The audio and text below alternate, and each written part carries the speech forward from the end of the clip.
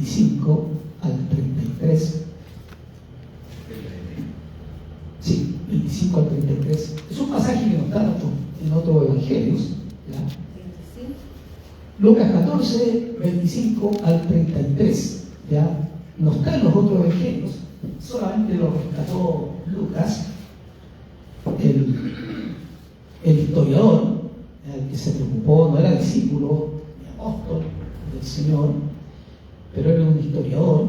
Él se preocupó de buscar, de indagar, ya, de saber qué es lo que había pasado, y fue a preguntar a diferentes partes. Ya preguntó a María, preguntó a los discípulos, anduvo investigando tanto esto como el primer tratado, como el segundo tratado, que es el libro de los Hechos. Y este pasaje está aquí nomás, ¿ya? Así que no podemos tener paralelos, pero es un pasaje interesante, ya, por varias razones interesantes. Lleva un subtítulo ahí que dice: lo que cuesta seguir a Cristo. Yo creo que no está muy lejos de lo que se ve escritura, de la realidad que tenemos, ¿ya? Por lo que exige la palabra, lo que exige las escrituras. En estos días, falleció el pastor Jim Swaggart, falleció un escritor que MacArthur también falleció, ¿ya? Y son hombres que de alguna forma en el siglo XX marcaron presencia, tanto con sus predicaciones, sus enseñanzas, sus libros, ¿ya? Que de alguna forma nos ayudan a poder entender un poco más de las escrituras. Y lo más probable es que a estos hombres, ¿ya? También les haya costado seguir al Señor o seguir a Cristo de alguna forma. Y lo vamos a leer y lo vamos a ir desglosando algunas cositas por ahí. Dice 14:25 dice: grandes multitudes iban con él, con Jesús, y volviéndose les dijo: si alguno viene a mí y no aborrece a su padre y madre y mujer e hijos y hermanos y hermanas y aún también su propia vida, no puede ser mi discípulo. Y el que no lleva su cruz y viene en pos de mí, no puede ser mi discípulo. Porque ¿quién de vosotros que viene a edificar una torre no se sienta primero y calcula los gastos a ver si tiene lo que necesita para acabarla? No sea que después que haya puesto el cimiento y no pueda acabarla, todos los que lo vean comiencen a hacer burla de él, y diciendo: este hombre comenzó a edificar y no pudo acabar. ¿O qué rey al marchar a la guerra contra otro rey no se sienta primero y considera si puede hacer frente con 10.000 al que viene contra él con 20.000? Y si no puede, cuando el otro está todavía lejos, se le envió de embajada y le pide condiciones de paz. Así pues, porque de vosotros que no renuncia a todo lo que posee, no puede ser mi discípulo. Padre, te damos gracias en el nombre de Jesucristo, nuestro Señor y Salvador. Te damos muchas gracias, Señor, y te bendecimos. Amén.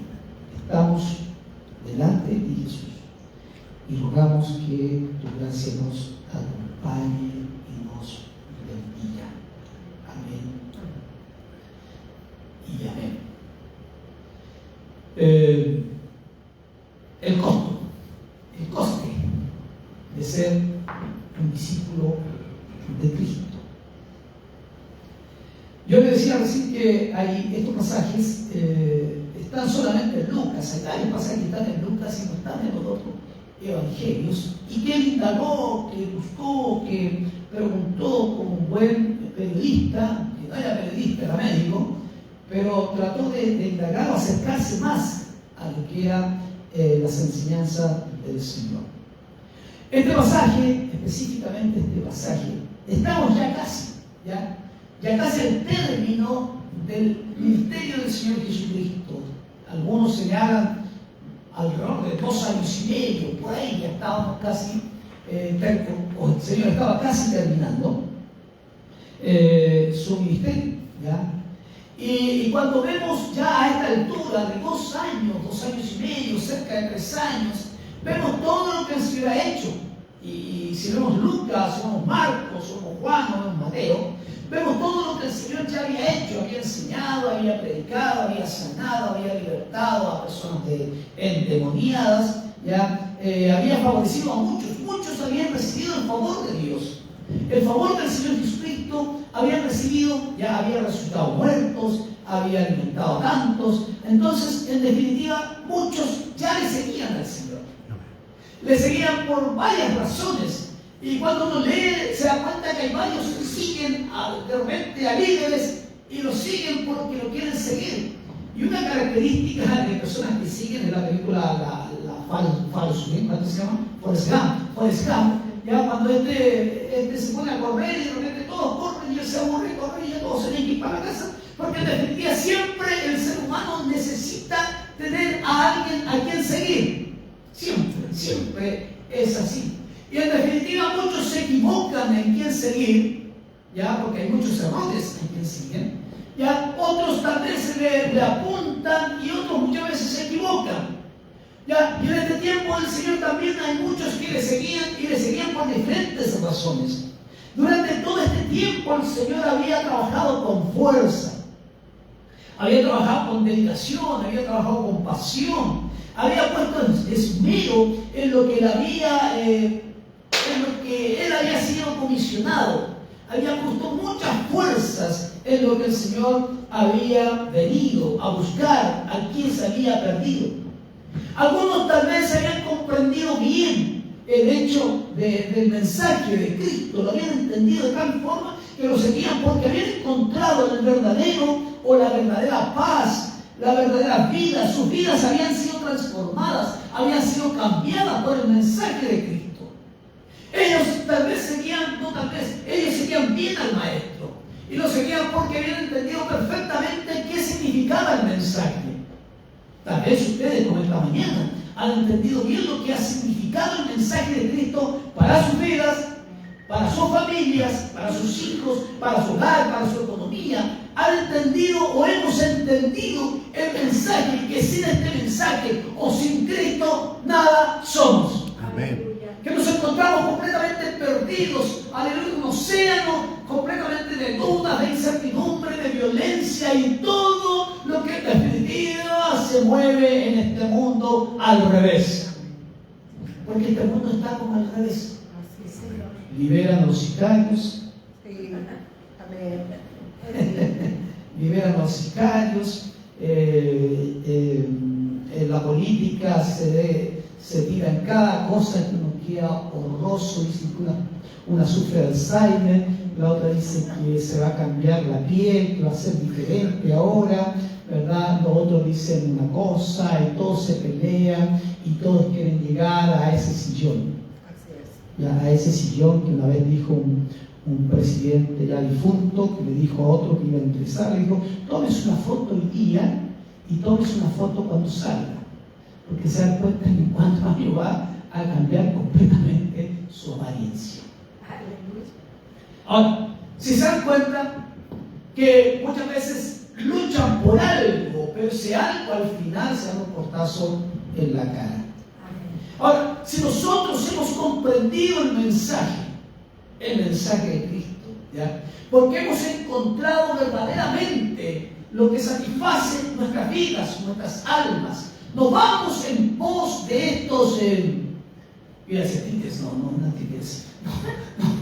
nos vamos en pos de estos dioses falsos, o de estos falsos profetas, ¿ya? De estos falsos profetas que prometen y que en definitiva ya no cumplen, como una vez lo comentaba el otro día y lo he comentado muchas veces, como lo leí y sería tan característico, lo vi, que la oveja dijo, el lobo dijo en un momento dado: si ustedes votan por mí, me voy a convertir en vegetariano.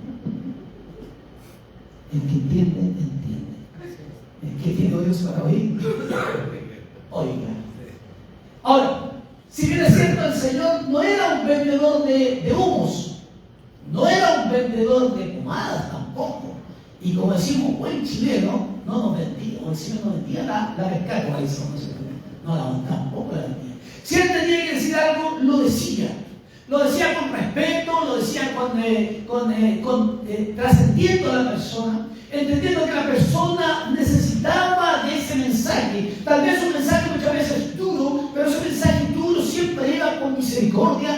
también iba con amor. Ahora, cuando encontraron estos que seguían, muchos que seguían al Señor, encontraron que sus vidas cuando habían perdido el valor de sus vidas, el Señor les había dado el valor y la dignidad. Eran personas agradecidas y querían aprender más del Señor. Pero también habían otros. Habían otros que también seguían al Señor. Ahora uno dice, ¿y por qué seguían al Señor? Algunos dicen que el Señor, y más bien dice la Escritura que iban algunos, porque el Señor los había alimentado en alguna oportunidad, les había dado pan, les había dado peces, y personas ociosas, personas que se dejan llevar por las masas, personas sin carácter. Como dice el apóstol Pedro, dice, fuentes sin aguas y nubes empujadas por la tormenta. Ahora, ¿cuánta gente de repente es empujada simplemente por la masa? Simplemente es por la masa empujada. Y nosotros tuvimos hace unos años acá, el 18 de octubre, años pasados, tuvimos que mucha gente fue movida por qué cosa? Por la masa. Y que no tenía idea de lo que hacía, o sea, sabía lo que hacía, pero en definitiva era simplemente movida por la masa. Pero después se dieron cuenta que la cantidad sorprendente de esas personas que ahora dicen, uy, ¿por qué lo hicimos? ¿O por qué acudimos a tal cosa? Y mucha gente de la misma forma acudía, eran fuentes sin agua. O como dice el mismo apóstol Judas, nubes sin agua llevadas de acá para allá por los vientos, árboles otoñales, sin frutos, estrellas errantes. Ahora vemos que grandes multitudes seguían al Señor. Lo decíamos recién por diferentes motivos, por diferentes móviles, algunas entusiasmadas por el fervor popular, otras son los acompañantes, otras para matar el tiempo, otras por curiosidad, otras sinceramente. Porque en definitiva no todos los que van detrás de un pseudo líder o detrás de un líder, aleluya, son mucha gente que de repente va porque quiere matar el tiempo y no haya que hacer y simplemente es movida por la masa. Hay otros que sí tienen la convicción de lo que están haciendo. Pero el Señor Jesús no estaba buscando a gente que le siguiese por alguno de estos motivos. El Señor no se impresionaba por estos grupos grandes, aleluya, grupos inmensos. No se impresionaba por estos grupos, ¿ya? Por estos motivos. El Señor que estaba buscando, aleluya, que estuviesen dispuestos a vivir una vida apasionada por Cristo o por Él. Y eso es lo que busca el Señor. Lo que busca el Señor es que sean personas que estén apasionadas por el Señor, que amen a Cristo de todo corazón, que estén dispuestos a cumplir lo que dice el Señor, que haya pasión, que haya sentimiento, e incluso que estuvieran dispuestas a morir por el Señor. Como dice el Logan por ahí, más que una pasión, un sentimiento.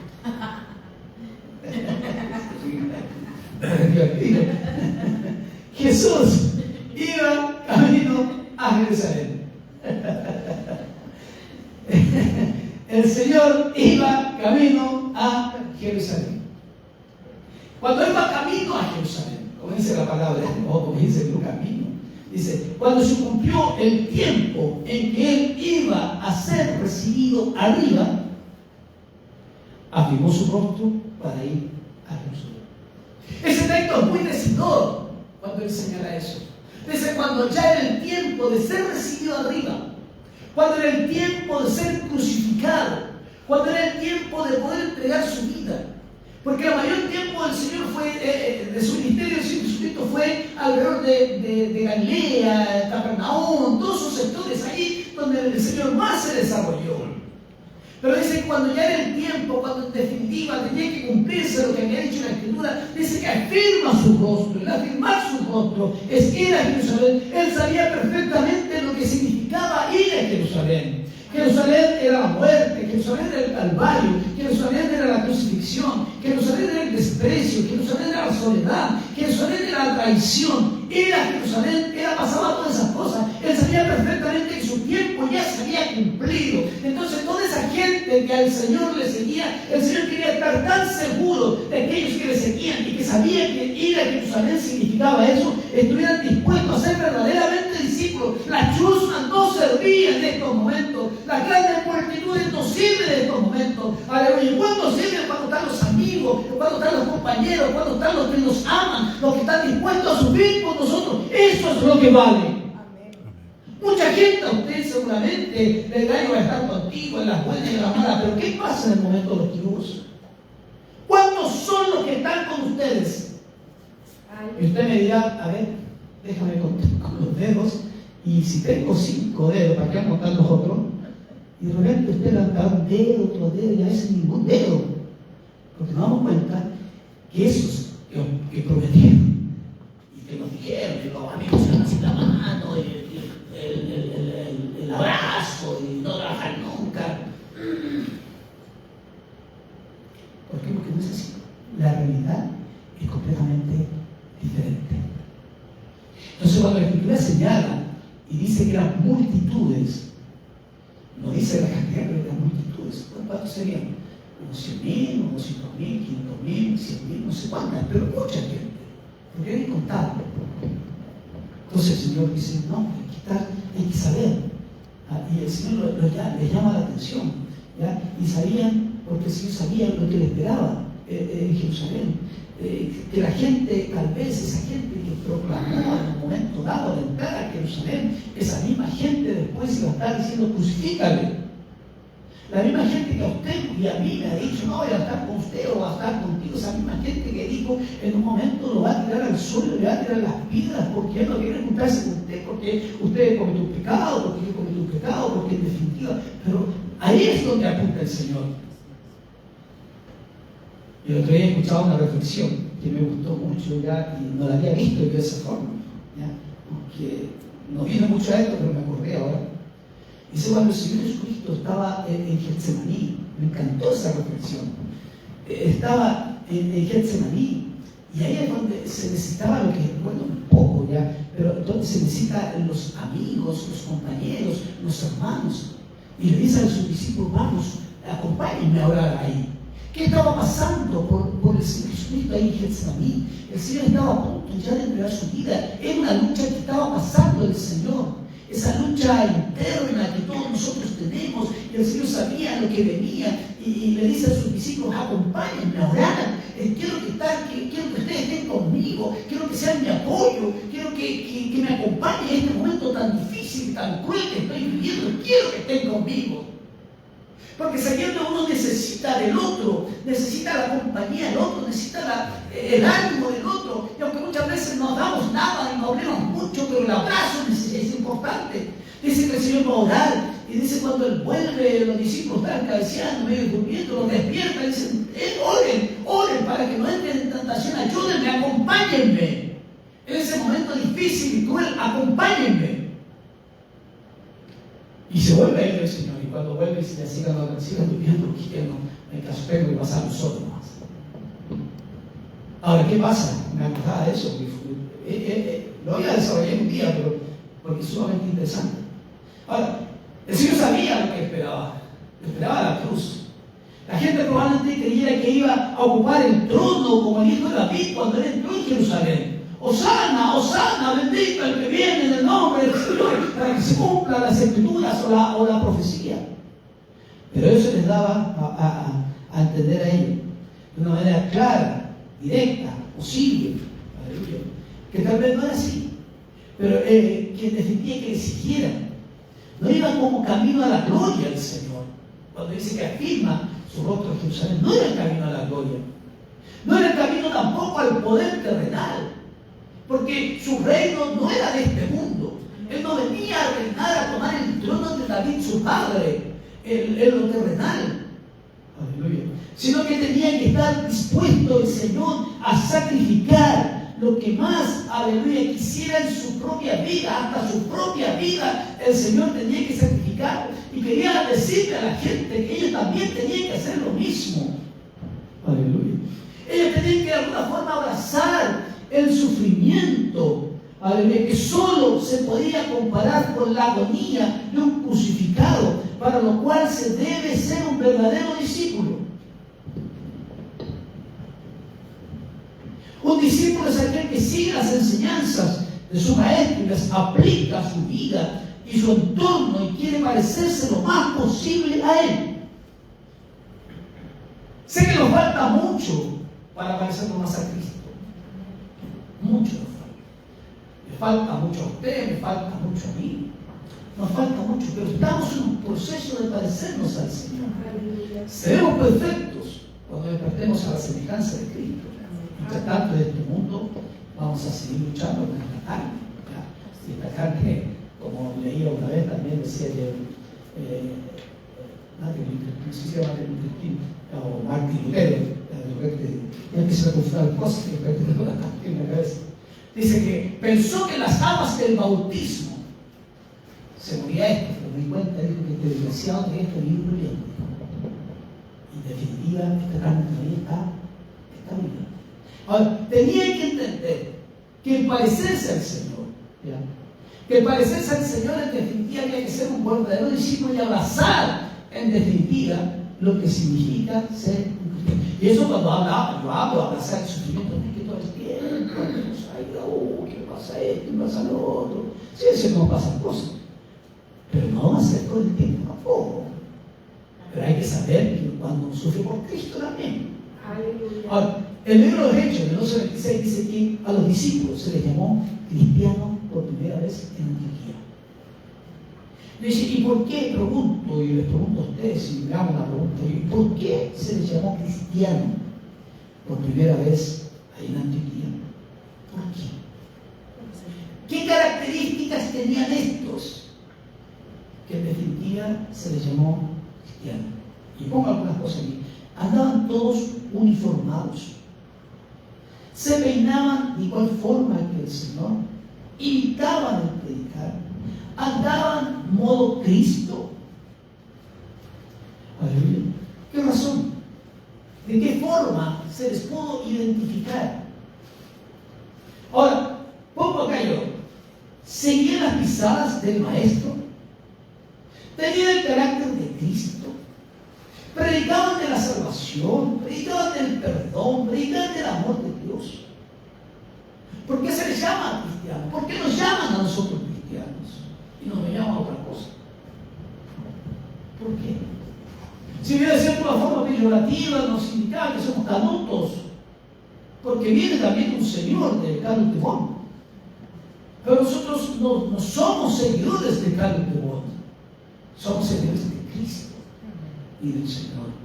Ahora, un discípulo es un alumno, es un novato, es un aprendiz, es un ayudante, es un oyente, es un padawan, un discípulo, simplemente un discípulo.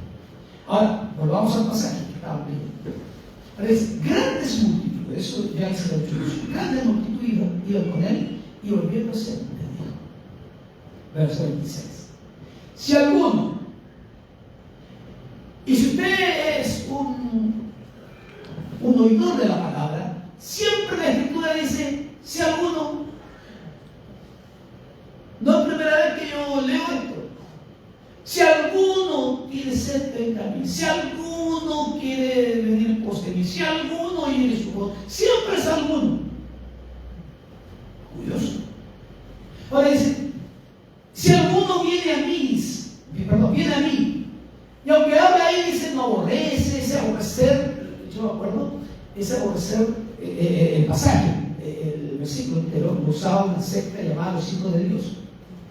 ¿Ya? Que es una secta de Estados Unidos, una secta sin buena onda, sin tipo hippie, hipienta, niños rubios, niños de ojos azules, predicaban por providencia, no sirven ni para la ventana, no sirven para Pudahuel, no sirven para celar, simplemente en providencia, las cotes, ese sector predicaba por ese su sector. Y ellos tomaban este pasaje para sacar a estos jóvenes de sus casas y llevarlos a su secta. ¿Ya? Pero la Escritura no habla de eso, el Señor jamás hablaría algo así de aborrecer, sino tiene que ver con quién ponemos en el primer lugar, quién va en el primer lugar. Él dice así, el que no aborrece, el que o pone en primer lugar a su padre, madre, mujeres, hijos, hermanos y hermanas, y aún también su propia vida, dice, no puede ser mi discípulo. Y discípulos son en tres partes, en el 26, en el 27 y en el 33. Cada uno de ellos habla acerca del discípulo. Ahora, para ser un verdadero discípulo, habrá que amarle de una manera suprema.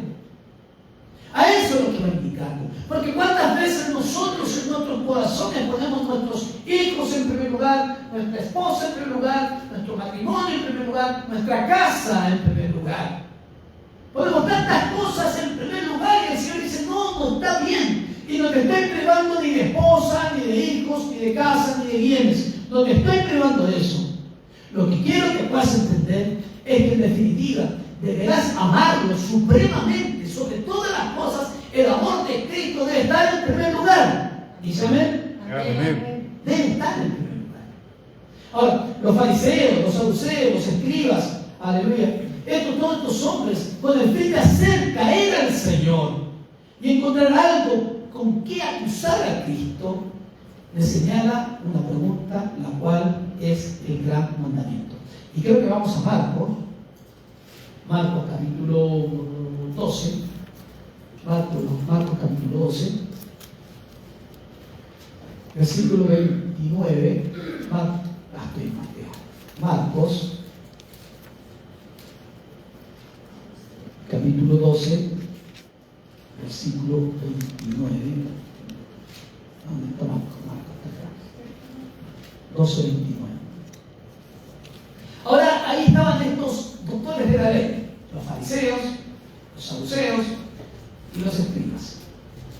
Si ellos mismos, tanto los fariseos como los saduceos eran sectas religiosas en el tiempo del Señor, y estos tenían diferencias doctrinales fundamentales, muy fundamentales.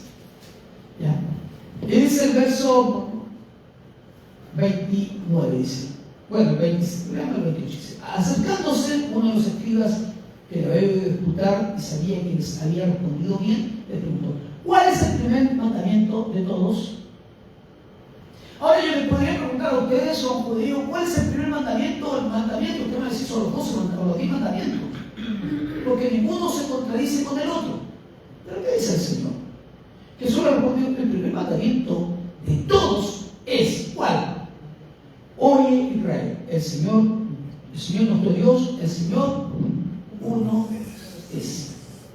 Y amarás al Señor tu Dios con todo tu corazón, con toda tu alma, con toda tu mente, con toda tu fuerza. Este es el principal mandamiento. Y eso me encanta primero, porque amarás al prójimo como a ti mismo. Ahora, cuando el Señor señala esto, dice, en definitiva, si vamos a ser discípulos tomándonos lo que dice Lucas, que debemos aborrecer, que no es aborrecer, sino es quien está en nuestro primer lugar, ¿a quién amamos más? ¿De qué estamos dispuestos? Entonces el Señor dice, bueno, lo principal para ser un buen discípulo, o que seamos un buen discípulo, es amar al Señor de una manera suprema. Ahora, al parecer el hombre ahí está dividido con 4 partes, pero no está dividido por 4 partes, sino que en definitiva quiere hacerme entender que todos somos seres íntegros. Seres íntegros, no es solamente una parte que el Señor salva de usted. No solamente nuestra alma, sino nuestro cuerpo, nuestra alma, son completamente salvos. Cuando nosotros venimos al culto, venimos en forma íntegra. Usted no deja su alma en su casa, o su espíritu en otra parte, y su cuerpo en otra parte, sino venimos como seres íntegros, y alabamos al Señor como seres íntegros, cuando aplaudimos en nuestro cuerpo, cuando alabamos en nuestra alma, cuando nos conectamos con el Señor en nuestro espíritu, y todo nuestro ser, todo nuestro ser adora al Señor. Y debiera ser así, todo nuestro ser adora al Señor. Ahora, el Señor Jesucristo, dice, hay cosas importantes a las cuales debemos hacer mención. Y dice, primero es amar a Dios. Y también nosotros, y mucha gente, escucha, no, si yo amo a Dios con todo mi corazón, con toda mi alma, con toda mi mente, con toda mi fuerza. Y tal vez usted lo escuchó muchas veces. ¿Amas a Dios? Sí, lo amo. ¿Pero hasta dónde? nosotros somos discípulos de Cristo.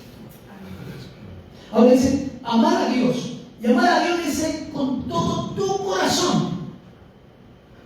¿Y por qué pone el Señor el centro? ¿Ya? El centro del hombre en el corazón.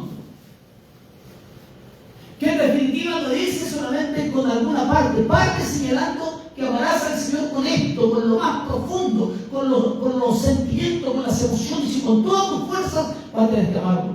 Y sobre todo con el corazón, que es el centro del hombre.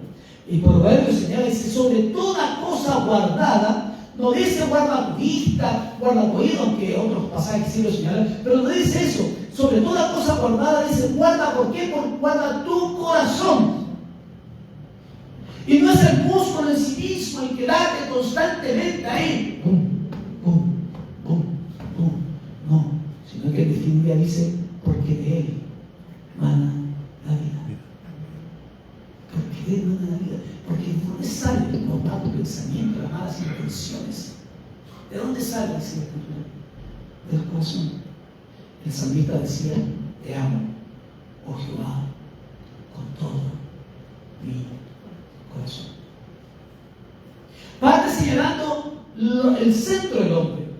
Después dice, con toda tu alma, esta parte almática, esta parte espiritual. Como decía el mismo salmista, y me sorprende cuando el salmista habla en el Salmo 103, dice, bendice, alma mía, a Jehová.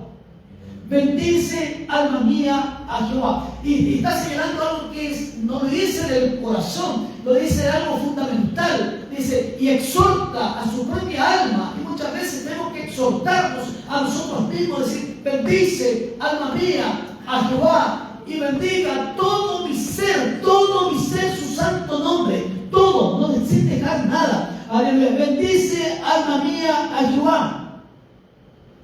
Y bendiga todo mi ser, su santo nombre. Bendice, alma mía, a Jehová. Y dice algo fundamental, dice, y no olvides. Ojo. ¿Y por qué dice al alma? No le dice a la mente, no le dice al corazón, no le dice al cuerpo. Y no olvides ninguno de tus beneficios. Porque ¿qué pasa cuando nosotros venimos al Señor, oramos al Señor? A veces estamos ni siquiera con el corazón, ni siquiera con el alma. Estamos a veces en cualquier parte y repitiendo cualquier cosa aprendida y estamos como verdaderos, voy a usar la expresión, verdaderos, y pongo yo también, como verdaderos papagayos diciendo cosas al aire, ¿no? Pero el salmista, y me pregunto yo, si el salmista decía eso, ¿habrá pasado algún momento en que él oraba y pedía al Señor y en definitiva lo hacía simplemente porque había que hacerlo por cumplir la religión? Entonces él se exhorta a sí mismo y empieza a decir, bendice. Exhorta a su propia alma para que no se olvide y además de ninguno de sus beneficios. Y vuelvo a preguntar, a veces nos olvidamos cosas tan simples, tan domésticas, de recordar que todo proviene del Señor. De los beneficios del Señor sobre nuestras vidas, sobre nuestros corazones. Después dice, con toda tu mente, con razón, no actuamos por instinto como los animales, sino como seres racionales. Pensamos, reflexionamos, amamos al Señor con inteligencia, porque Dios es el Rey de toda la tierra. Entonces dice, cantar con inteligencia. Canta con inteligencia. Pídale al Señor. Muestre la gracia del Señor. No somos como los animales, sino lo hacemos con inteligencia sobre nuestras vidas y con todas tus fuerzas, con nuestros bienes. Y habla con nuestra fuerza, con el fruto de nuestro trabajo. Y lo hacemos también con nuestros bienes. Y me acuerdo de una parábola ahí del joven rico, ¿ya? Y el joven rico, cuando el Señor le habla y le dice lo que decía, ¿ya? Y el Señor se sorprende de este joven rico y dice, el mismo señal y le dice así, yo he guardado todos los mandamientos desde mi juventud, todos. Y seguramente cualquier podría decir, sí, pero es fantástico este hombre, es un hombre intachable, algo que en definitiva cualquiera quisiera tenerlo. Todo mis mandamientos los he guardado desde mi juventud. Pero el Señor le dice, pero te falta algo. Y seguramente él se empezó a cuestionar y dice, pero ¿qué me falta? Yo sé que no me falta nada si yo los he guardado todo. Todos los mandamientos los he guardado desde mi juventud, desde que tengo conciencia, razón, los he guardado. Pero ahí estaba el Señor, escudriñando el corazón y diciéndole, pero te falta algo. Y seguramente miró al Señor y dijo, y el Señor le da una respuesta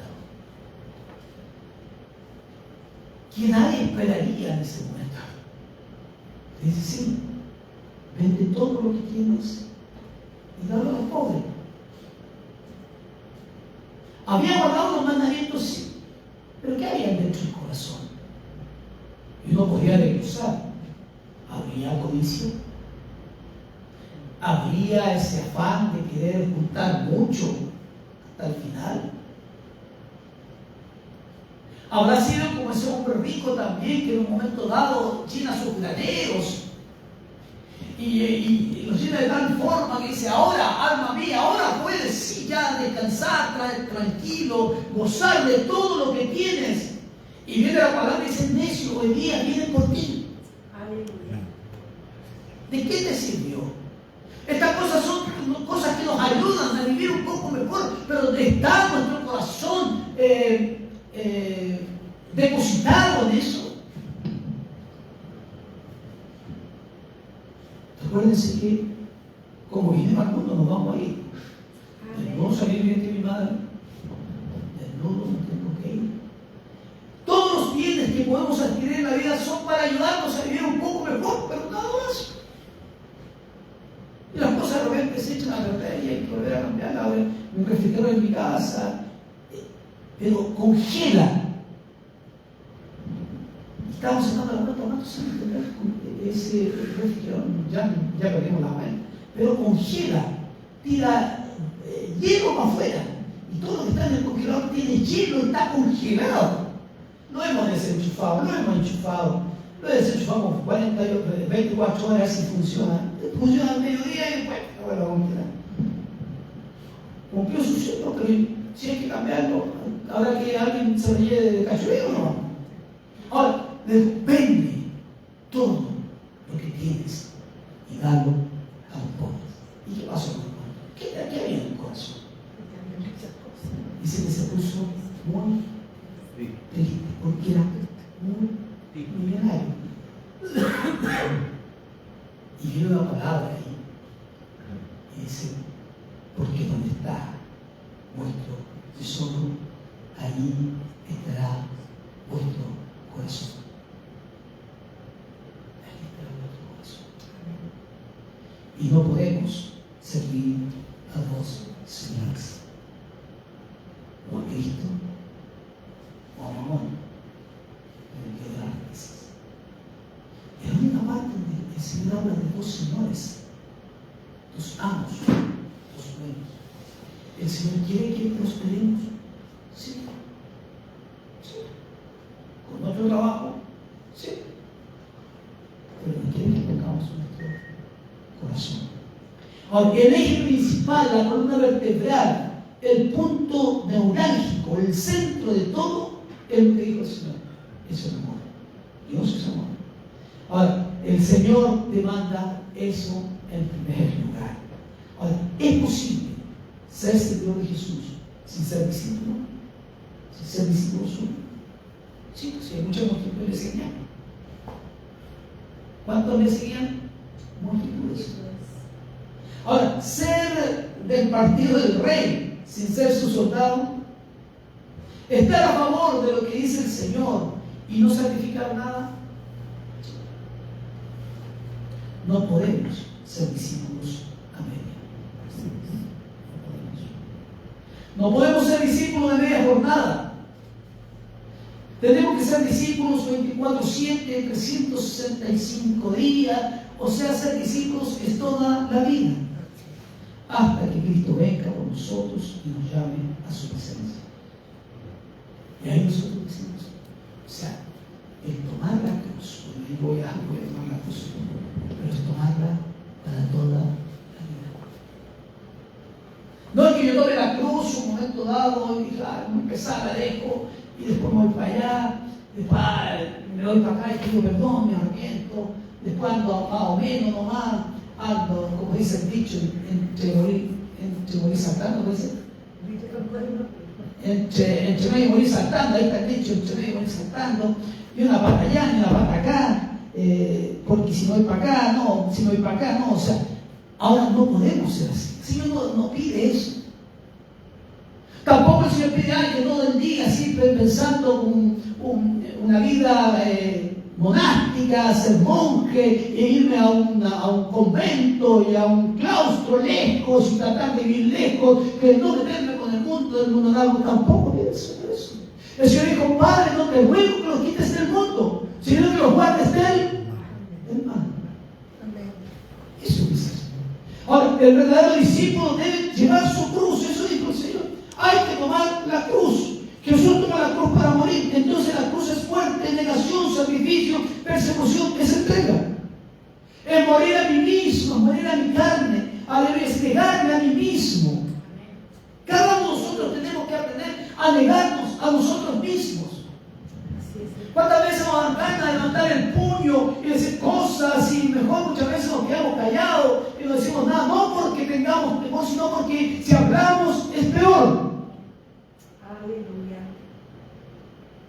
Todos nosotros como cristianos tenemos una voz autorizada y autorizada para lo que sea, pero ¿cuántas veces esta voz que es autorizada nos pone en mordaza porque nos discriminan por ser creyentes, porque dicen, no, si los creyentes no pueden hacer esto, los creyentes tampoco pueden hacer esto, que no hacen esto, ¿quién dijo eso? No, que los cristianos no se meten en política, no, los cristianos no ven el fútbol, los cristianos no hacen esto, no, los cristianos no se dan el sitio, los cristianos... ¿Quién dijo eso? Eso es parte de una sociedad. Ahora, debemos, aleluya, sí, negarnos a ciertas cosas, claro. Como dijo el apóstol Pablo, todo me es lícito, pero no todo me conviene. Ahora, Pablo señalaba en Gálatas 2:20, y él decía algo bien fundamental, que es muy fuerte, que yo digo, hay que estar muy bien con los zapatos de Pablo, las sandalias de Pablo, para poder nosotros expresar eso. Y él decía en el 2:20, dice, con Cristo estoy juntamente crucificado. Yo digo, yo lo pienso, yo no digo, yo con Cristo estoy crucificado, no, si no hay problema. Yo lo pienso muy bien antes del pasaje.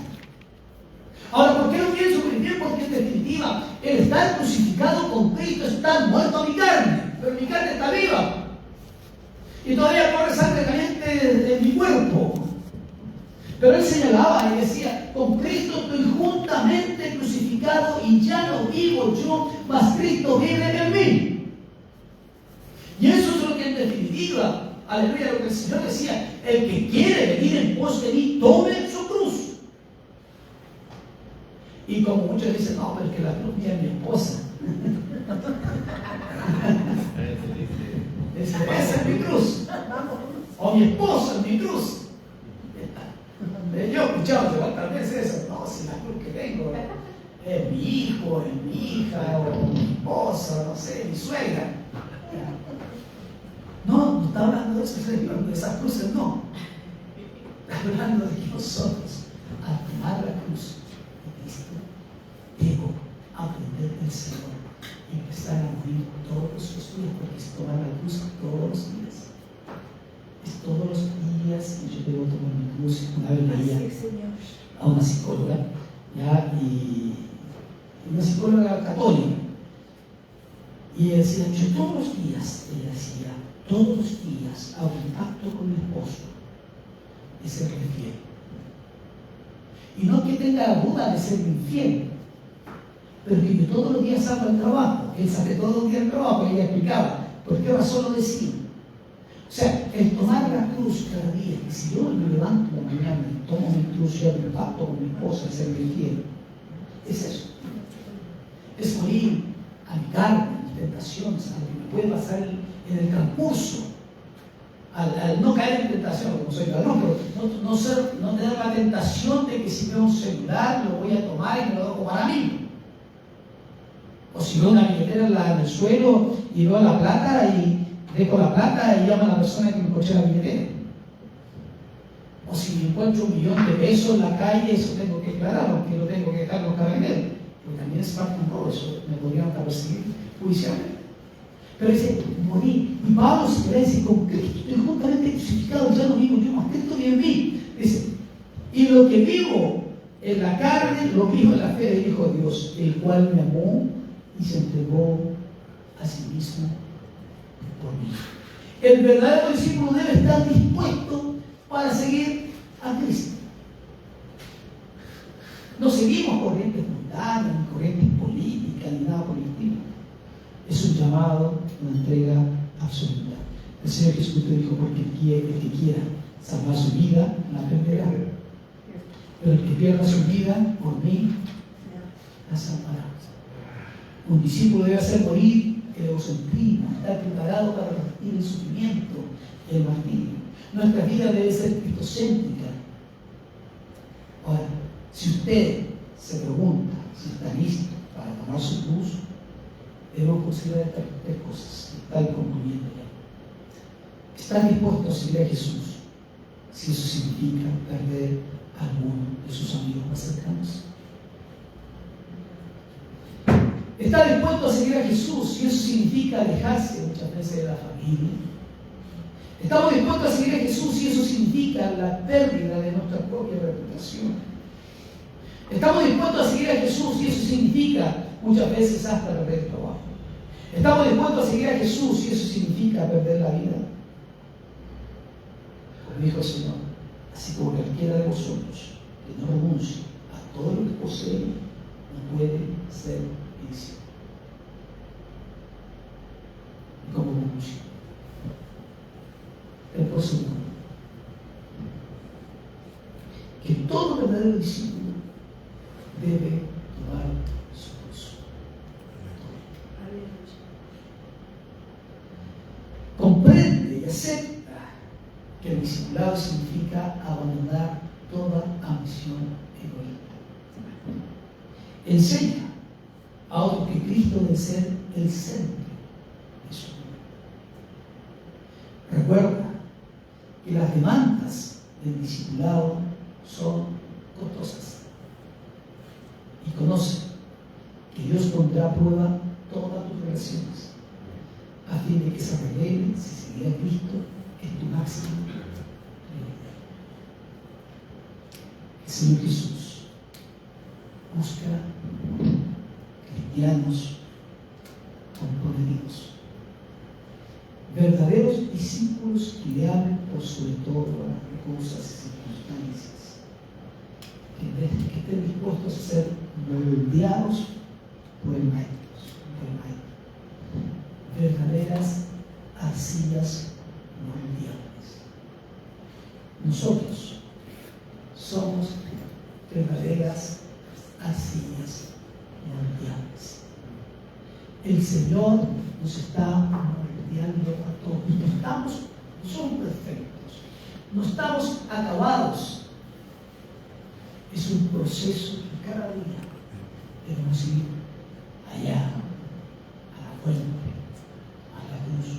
Cuando me encuentro que estoy medio perdido, medio haciendo lo que no corresponde, debo ir nuevamente a tomar la cruz y decirle: Señor, quiero ser un discípulo, quiero ser un aprendiz. Podemos ser viejitos, ya tengo ganas. ¿Ya? Y tenemos que ser lo que sea, hasta último momento vamos a ir aprendiendo de Cristo, del Señor. Porque lo que el Señor quiere es eso, no quiere oidores, no quiere simplemente gentes, sino que lo que el Señor quiere. Porque si hubiera sido así, le hubiera dicho todo: bueno, vamos, sí, hombre, nomás, no hay problema, si total todo, como dice el dicho, todos somos hijos de Dios, como dice la gente afuera. No, si no importa, vamos, si total en el camino se arregla la carga. No, el Señor inmediatamente puso un padre y puso su objeción. Si alguno quiere venir en pos de mí, si alguno. Y es el ruego, es la oración que constantemente el Señor está haciendo. Si alguno. Esta mañana dice si alguno. Esta mañana muchos escucharán, y después lo verán, y algunos aceptarán, otros se inventarán, otros preguntarán, muchos dirán muy exagerado. Cada uno diga lo que diga. Yo tengo que decir lo que dice la Escritura, no más. Nada más que eso. Póngase de pie, por favor. Y yo sé que usted conoce más de alguno, como yo conozco varios. Más de alguno. Que no están ni ahí, como dice el dicho, ni ahí. Que les da lo mismo y que han puesto sobre el Señor otras realidades. Los trabajos, no digo que haya que trabajar, pues hay que trabajar, pero otras prioridades. Otras prioridades. Pero ¿qué va a pasar en el momento activos? Señor, yo hice esto, lo otro, estuve aquí, estuve allá. Sí, pero no reconozco. ¿Qué va a hacer con ese día? Se olvida. No sé quién soy yo. No sé. Va a ser trágico. Muy grave. Levanta tu mano un momento.